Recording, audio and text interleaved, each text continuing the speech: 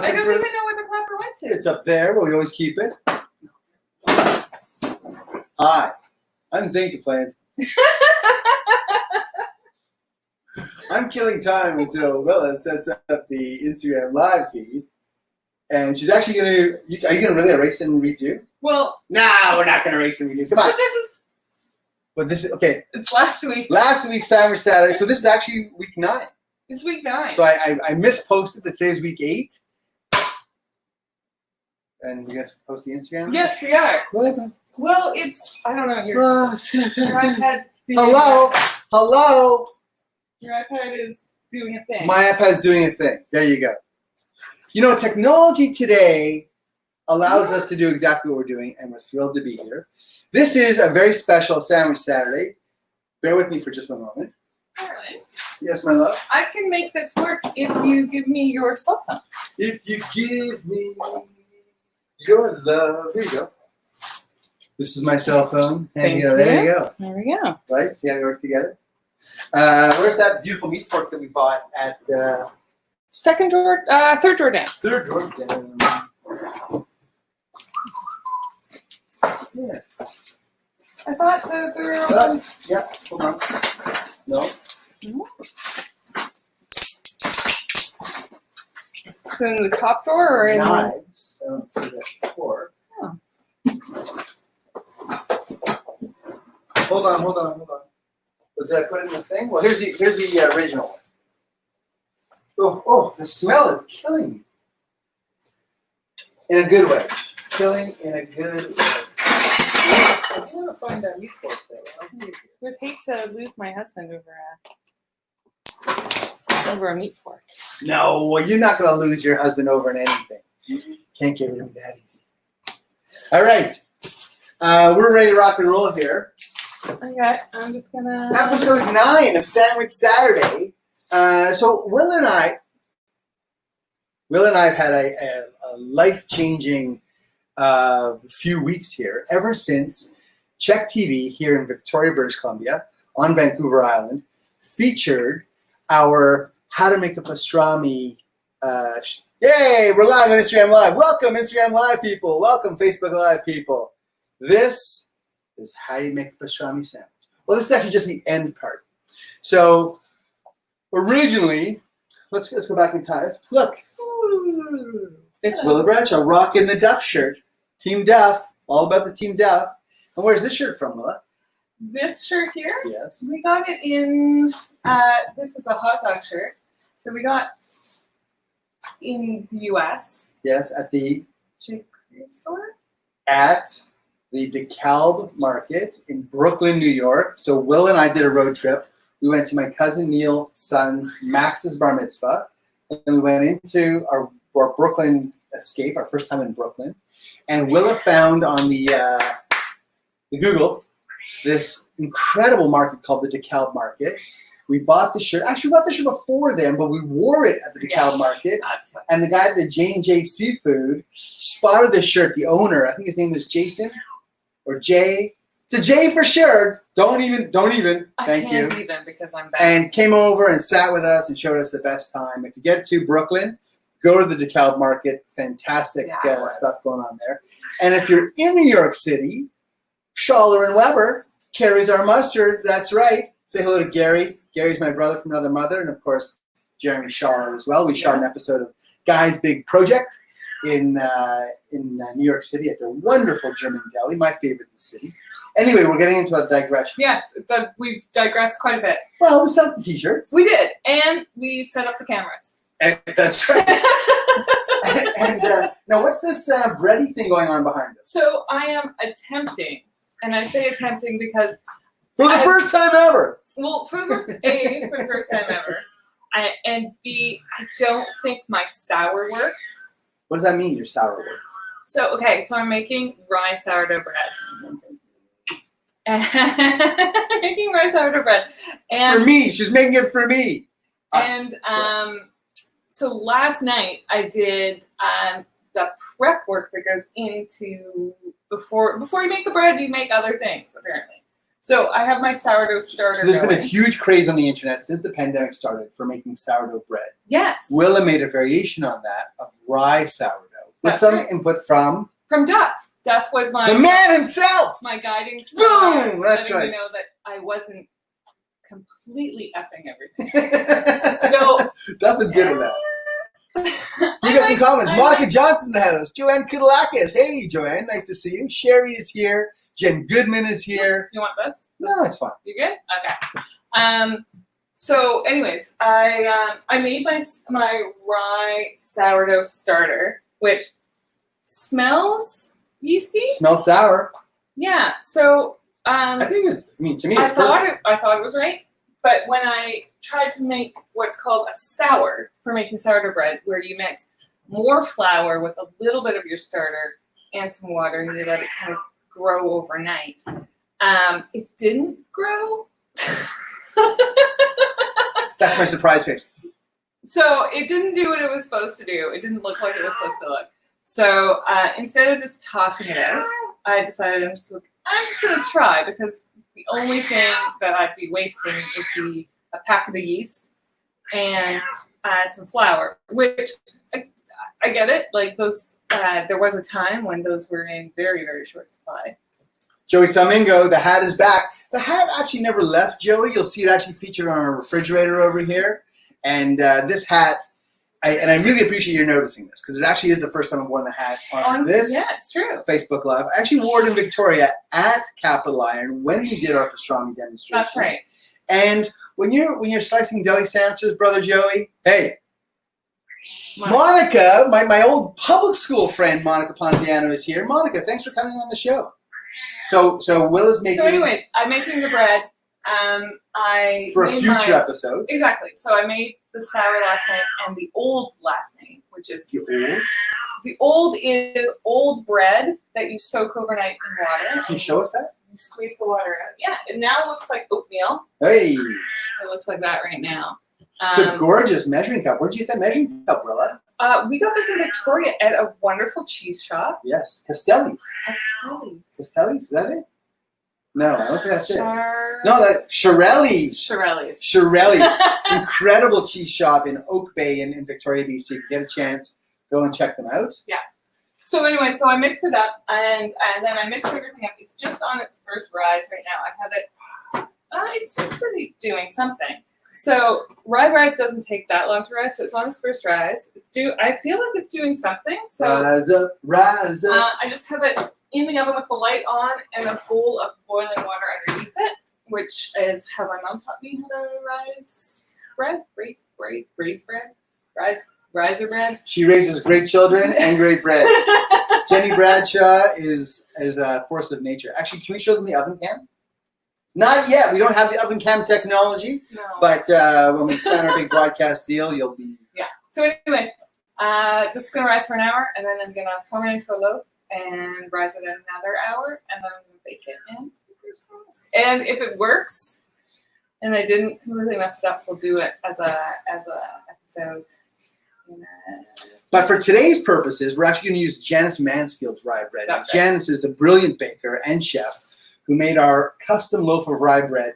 She's actually the everyday baker for Yoni's Donuts and Discovery Coffee in Victoria, BC. And we're so proud to have her and Marianne Watson and Dean Horsfall and Christine Cuvalier all with us when we did our episode at Capital Iron. And we'll be coming back to Capital Iron.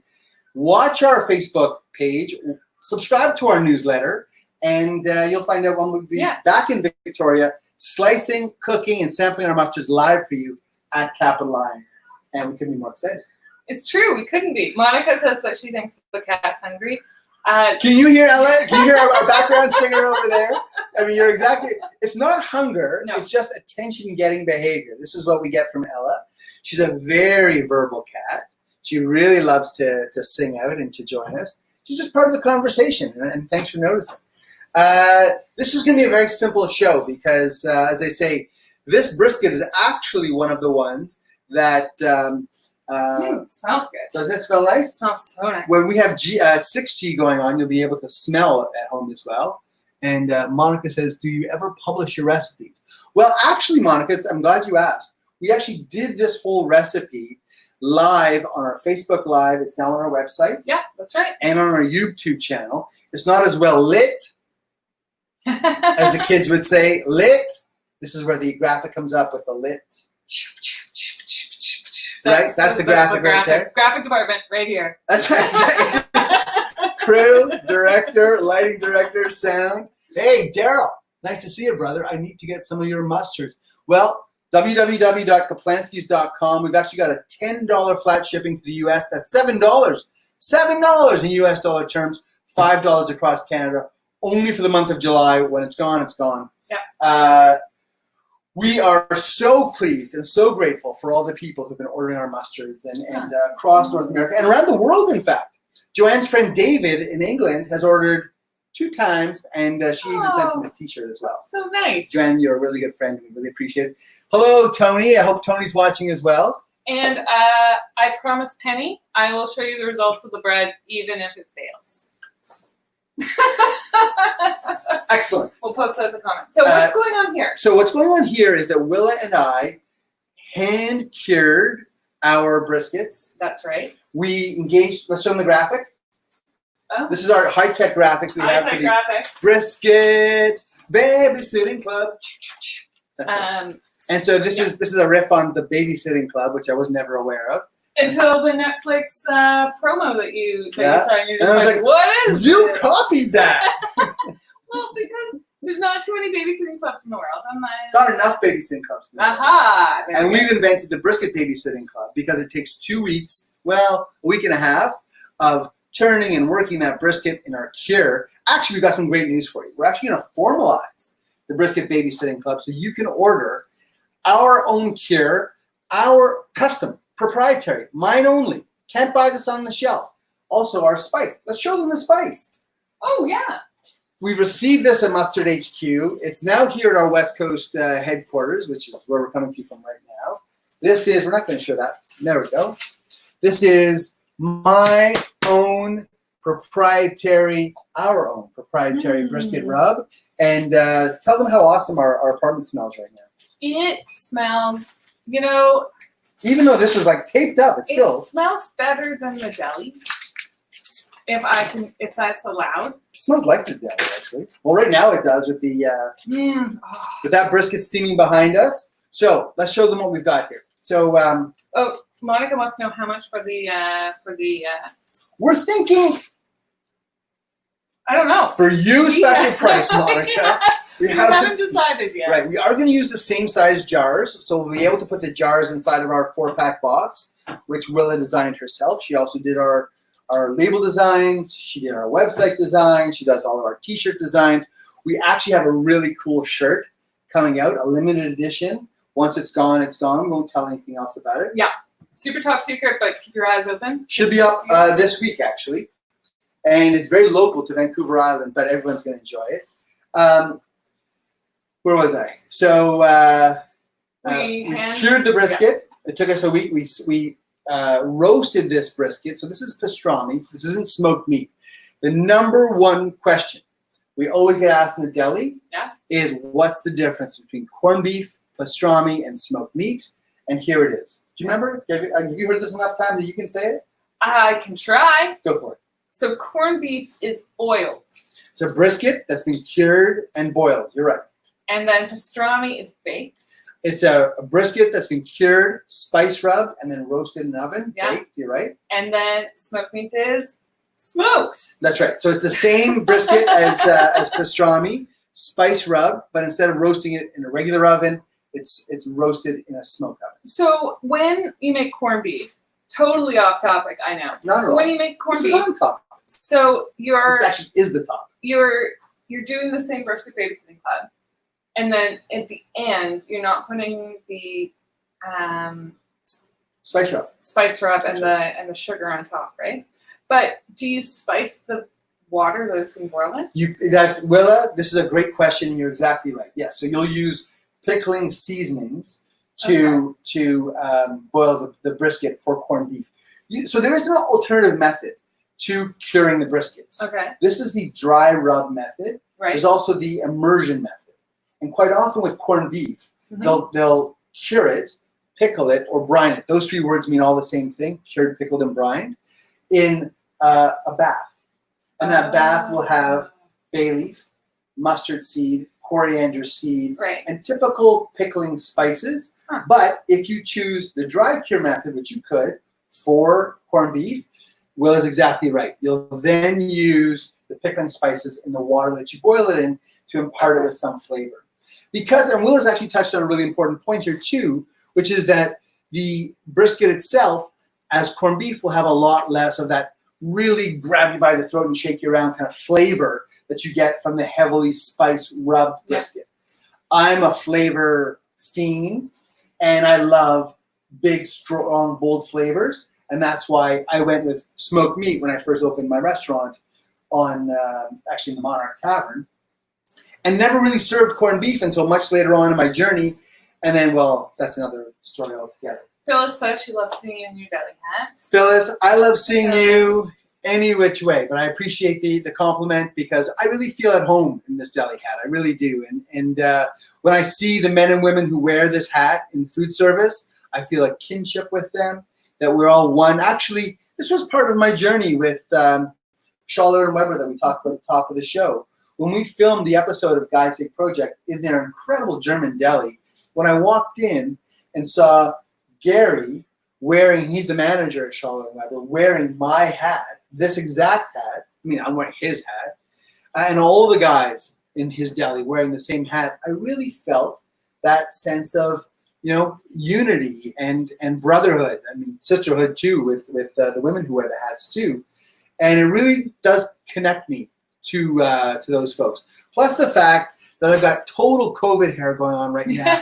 I've got a haircut coming up this week, and I don't want to get any hair in my brisket. But thank you for noticing, Phyllis, and I really do appreciate it. Joanne says, you've got Tony's attention. 2 words, brisket sandwich. All right, Tony, let's do this. Let's do this thing. Okay. Commando Revolver says, I have to run, lots of love, stay safe. Thank you. Who is it? Commodore Okay. Evalor? I don't know who that is. Okay. Do you use a full packer brisket or a piece? Great question. So we use a full brisket when we do a. Actually, let's show you the actual brisket action going on. Yeah. Let's get down to business. Show us that brisket. Hey. Oh, this is. Are we running out of water there? Yep. Okay.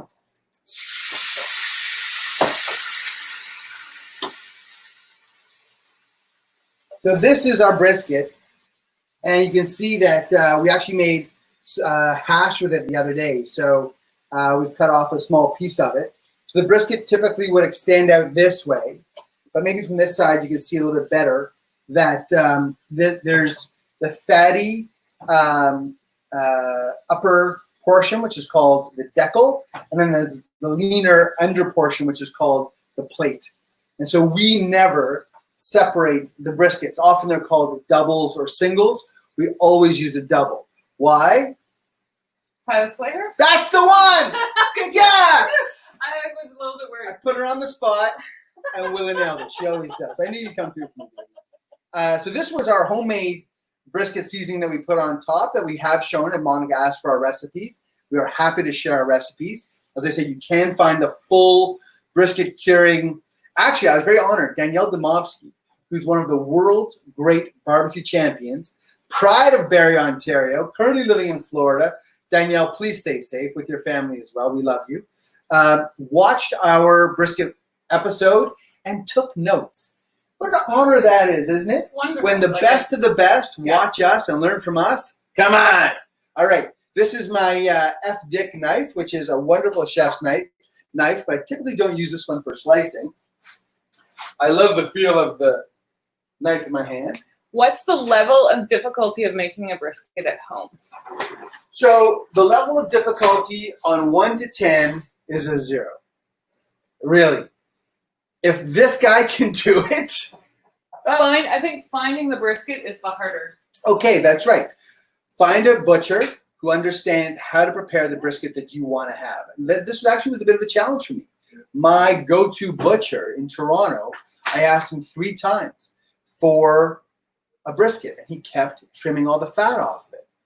Well, what do? So I went to another meat supplier in Toronto. I won't name names right now. I mean, I will eventually, but not right now. And I got them to make the brisket the way I want it, to my spec. So finding the right brisket is the first part of this.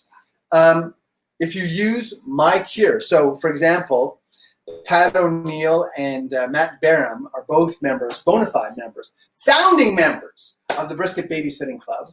And both of them found that are we saying the cat back? Yeah. Both of them found that their briskets came out too salty. Well, they were using a different cure than the cure that I use. If you use my cure, if you follow my method, I promise you, you will have success with this product. You'll be able to do this at home. It won't be just as good as mine because, come on. It'll be every bit as good as mine because it'll be your own. And I want you to own your own food. What that means is take my recipes, take my techniques, and make them your own. So seriously, I hold nothing back. I'm not one of those chefs who doesn't tell you that one thing that you have to do. Watch every bit of this, and I promise you, you'll have success with it.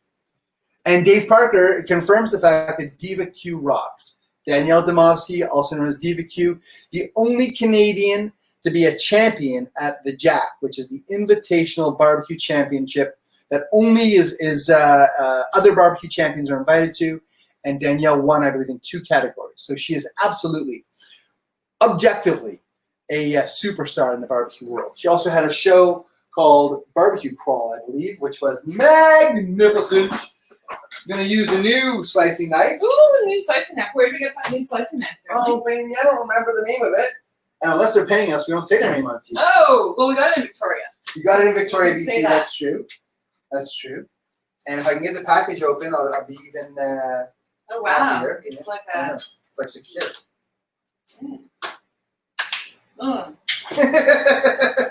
There we go. It always makes me a little nervous. What is it? That's look at the reflection in it. It's like a light sword. It is like a lightsaber. I love it. Okay, I'm just gonna... I'm gonna wash the knife before I go any further, before I do any damage. Okay. And you'll notice that I haven't washed my hands. One of the reasons is I'm not touching the food. Well, the other reason is that it's just that's who was gonna eat it. So yeah, we know where our hands have been. And I actually did wash my hands just before the episode. So there, she'll get stuffed. Slicing knife, meat fork. Okay. There we go. There we go. So the key to slicing brisket is to slice against the grain.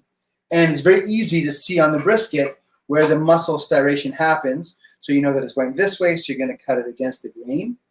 And please, first time you're slicing, you're not an expert. Go slow. Thin is in. Thin matters more than anything when it comes to slicing.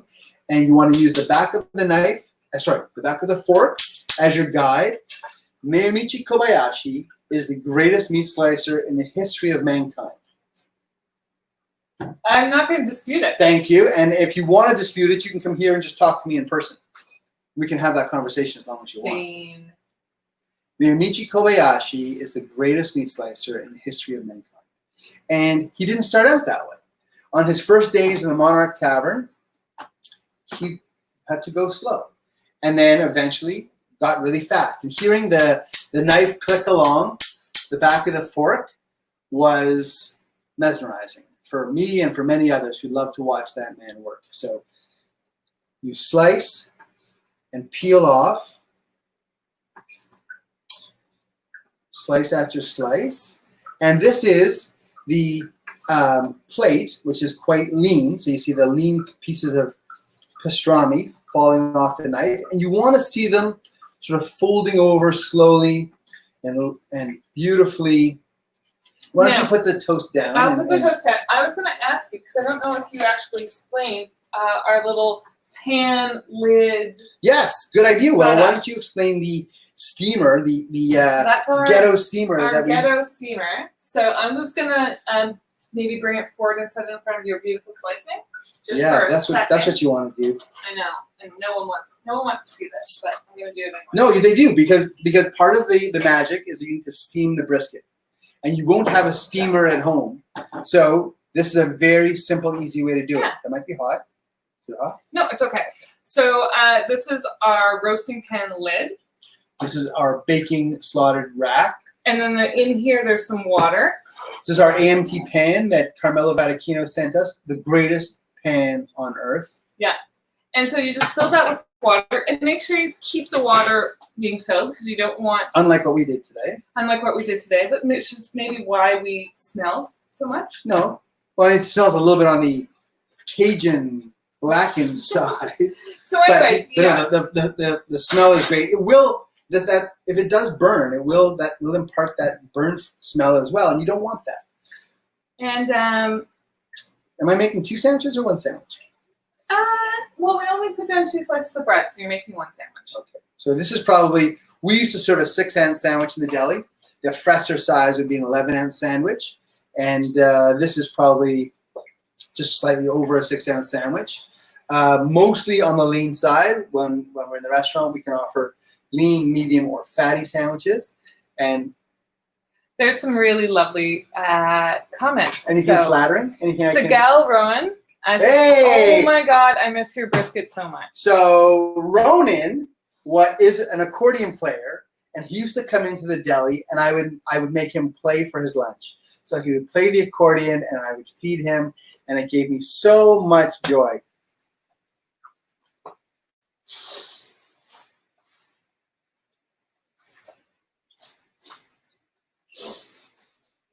Yeah.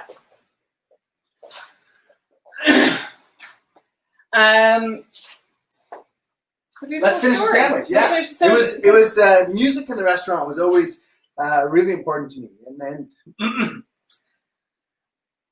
let's make a sandwich. Yeah, let's make a sandwich. Okay, so bread, and the brisket can go back on our makeshift steamer. Now the steam, loosens up the muscle? So the steam really does help to break down the connective tissues on the in the brisket, and we'll hold up 1 slice here, and you can see how easily it falls apart. But it does hold its shape as well. So we haven't steamed it to the point where it's just falling apart mush. Right? Right. It's actually I'm gonna have some. Yeah. To the point where it still has texture. You want it to still be sliceable. Brian, thanks for joining us, my friend. Oh my God. Oh my God. So good. This is so... Who made... You made it. We made it. Now, mostly. No, where's one more comment? It was really touching. You're gonna make me cry again. I might. Oh, baby. Why are you doing this to me? Well, because it's lovely to hear it.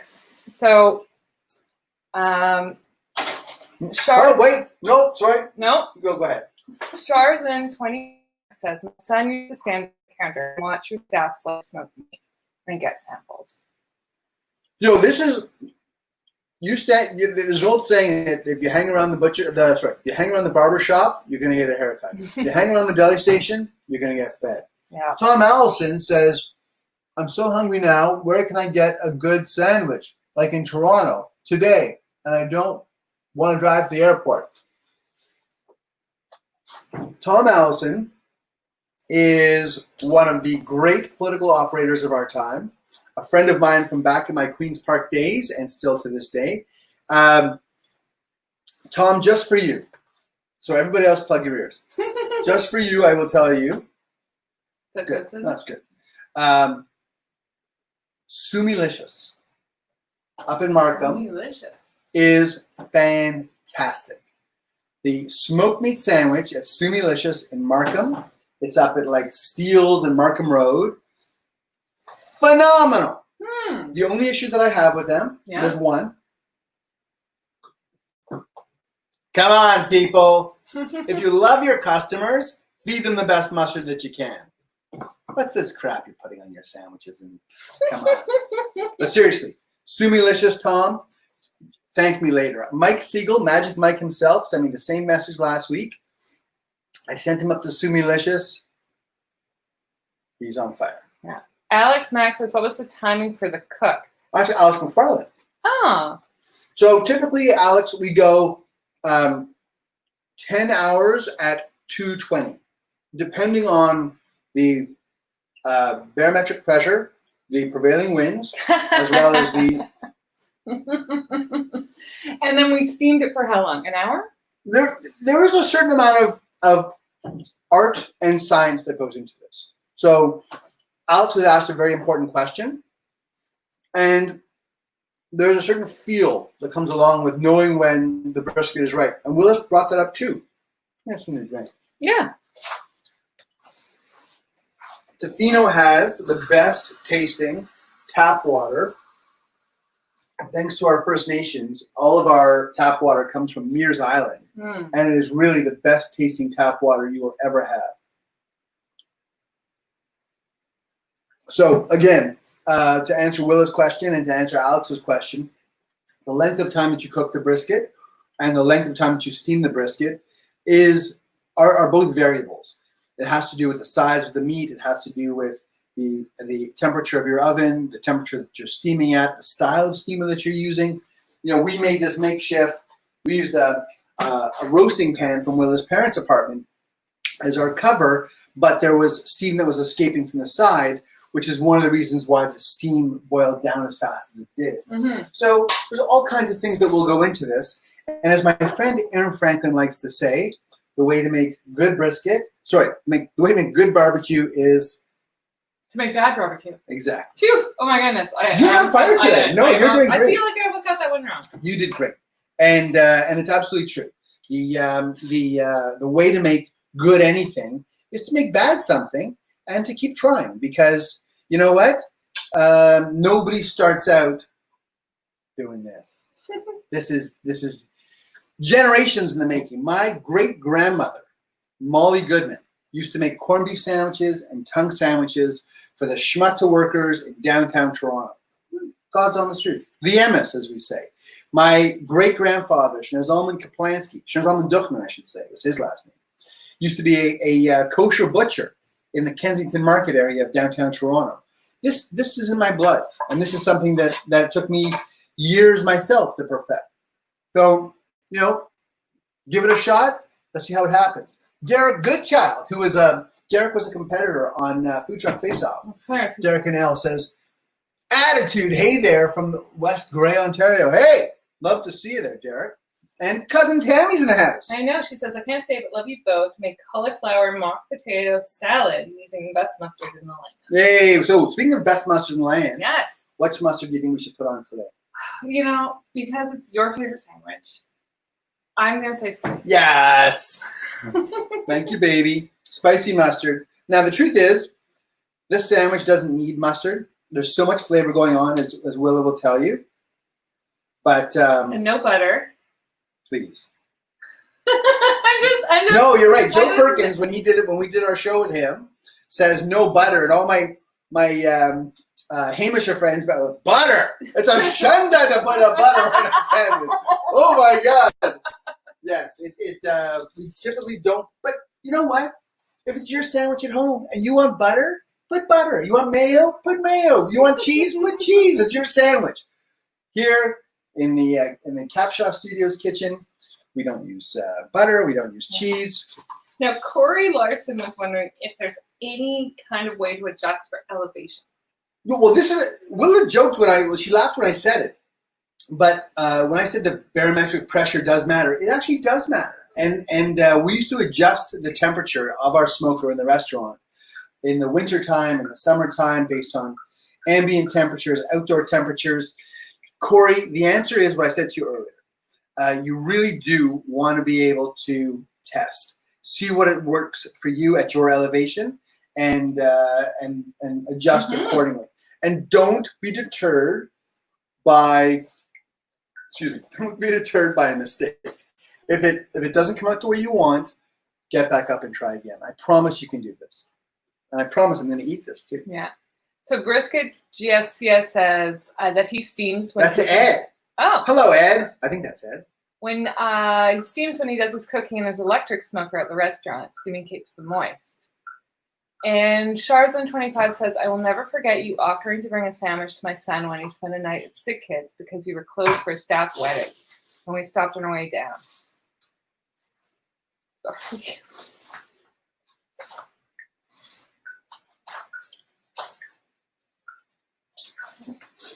It brings a lot of love. You put a lot of love in your food and most people taste it. It's a wonderful thing. I've tried to cultivate a reputation for being a jerk. And you're not helping. I'm going to show the camera this like monstrous sandwich before I take a bite out of it. Because I feel like this is really good. And you made me cry, you people. Come on. Why is it, twice? You know what? I'm gonna adjust some lighting so that it can be seen more properly. Well, you know what? I'm gonna put our director of lighting on the case. Yeah. Well, she's on the case. Oh, there you go. There we go. You see it now? I'll be the director of eating. That's a fantastic sandwich, and I love if you look around the side. Oops, there. Look at that. Like a dollop of mustard. I got something in my eye. Oh! Good thing your computer. On my computer. Oh my goodness. Well, just total meat mustard explosion on our keyboard. Carly Ridge. Where's Carly I bet you Ridge? Apple won't cover that warranty. Carly Ridge asked if this is meant to be professional or unprofessional. Unprofessional. What's that? Carly Ridge.exo says, is this meant to be professional or unprofessional? I don't really know what they mean. Do you know who the fuck you're talking to? Go away. Just go away. Professional and unprofessional. Do you know who I am? Somebody's at the door. Oh, I can get that. No, you can eat your sandwich. Okay, I'm going to eat my sandwich. This is like...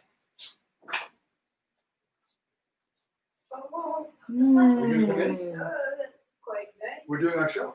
Oh, you're doing your job. Do you want to come and say hello? I hope I never sandwich. Well, you know what? That's the thought I thought.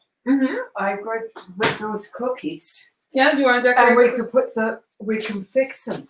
We'll decorate the cookies today. This is my mother-in-law, Jenny. Okay. Say hello, Jenny. Good morning. How do you make that's very nice. Do you want to would you like to have a taste of the sandwich that we just made? No, that's right. We haven't been doing that.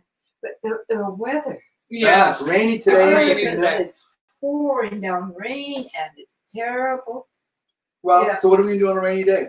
We can bake some cookies. We Well, can decorate some cookies. I thought we might as well. Yeah, you made some wonderful sugar cookies yesterday with Sandy. Well, we can do that. We can do that. It won't. It goes. Let's do it after lunch. So it's. Oh, I thought I didn't. That's what I thought. We'll do it after lunch. Okay. Okay, fine. Wonderful. Fine. It's just a thought. It's a wonderful Perfect thought. thought. Maybe we better get. I love it. Yes. Okay. We'll do it after lunch. You know what, Mr. Rogers' neighborhood? When there's a knock at the door and you don't know who it is, that's kind of what just happened here. It must be crazy outside. Welcome to our lives. This is Jenny is just the most wonderful person. Besides all of you. Oh, Mary says hello. Mary, my sister. Mary! The road trip or the intrepid traveler. Is she back in Whitehorse yet? Or I have no idea. I have no idea. Knit North, KNIT North, is Willa's sister Mary. She is an incredible, award-winning knitter. She is award-winning. And she made a wonderful hat for me for Christmas. Check out her Instagram page. You will see her journeys. She's actually got the cutest cat. She does. Shimmy. And you'll see some incredible Shimmy photographs. She and Patrick have taken an RV road trip across the north of Canada. Wonderful to take us along that journey with you. I think this is about it. I'm going to pull out my drawing and take a look at it. Oh my goodness. Oh my goodness. Guys. Boom. Works. It's now they're pretty close to double in size. I am shocked. So I'm going to... I guess I have to finish making bread. I kind of thought if it didn't rise that I would just be like, I'm out. But you're in. I'm in. So I'm just going to push down, let it rest, and ooh, that feels so funny. Rye bread. Feels weird. Okay. So I'm just going to let that rest. for 10 minutes or so, and then I'll shape it. And Ship it off. Ship it off. Ship it off. I think that's it for That's it. Saturday. Summer Saturday. Thank you so much for joining us. It's been a pleasure to be with you. From Willa, Jenny, Ella the cat, and myself, and of course the big boss Sandy down the hall. Thank you so much for joining us today. We actually did a wonderful demonstration for MasterCard Canada yesterday, just like this. They asked us to do a West Coast summer picnic demonstration. Jeremy Bornstein and his team at MasterCard Canada, you were amazing to cook for. We hope you enjoyed it. We'd love to see your Instagram posts. All they did, folks, was they donated to my Chef Cycle campaign, and we were happy to show our appreciation by doing a demonstration. It was super fun. You know what the best part for me was? That everyone kind of cooked along. Everyone bought the ingredients and came out and cooked along. And if someone wants to do something like that with us. Is there another one coming up? There is another one coming up. Do you know what date it is? To be announced. Around Rosh Hashanah. Around Rosh Hashanah, we're going to do one with a charitable organization. Hadassah, thank you. See, I don't know everything. And with our aunt, Carol Lou. Spiegel. Who we love. And we're super excited to do that with her. And we'll let you know more details when that comes up. But I loved cooking along. And we'll have a recipe for everyone and give everyone a grocery list to get ahead of time. Hey, Penny Green from Newfoundland is here. Sherry Claudman, nice to see you as well. And Marge is here. Oh, that's so nice. And she saw Jenny too. That's amazing. Oh, that's so sweet. Yes. And Marge, we hope to come to Calgary soon to see you again. We love being with you and the family recently. And congratulations on the birth of your great grandson, Thomas. He's gorgeous. And he'll do the family proud. My new little cousin. Baby. That's it. Love you. Thanks for joining us. Love you too. Thanks for making me cry twice. I really didn't appreciate that very much, but I did though. It's really nice to see so many friends and relive those memories. And please come back on my show tomorrow, my radio show tomorrow. I'm going to have Chef Hooney from Somme Restaurant in Ucluelet, British Columbia. Incredible Korean food here on the west coast of Vancouver Island. And all kinds of, I've got Vivian on Monday. I've got Bruno Feldeisen on Thursday. We're busy. We're doing it. Yeah, we are. Kaplansky out. Bradshaw? Bradshaw out too. Bradshaw out too. There you go.